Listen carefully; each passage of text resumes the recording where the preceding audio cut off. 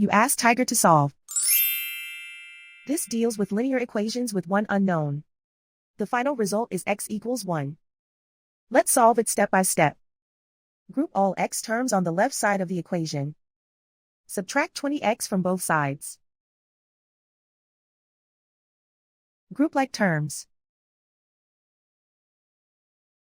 Simplify the arithmetic.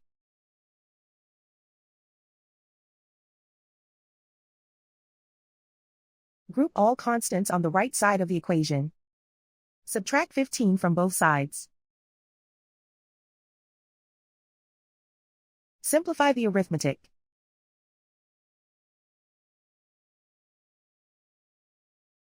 Isolate the x. Divide both sides by -15. Cancel out the negatives. Simplify the fraction. Cancel out the negatives. Simplify the fraction. And so the final result is x equals 1.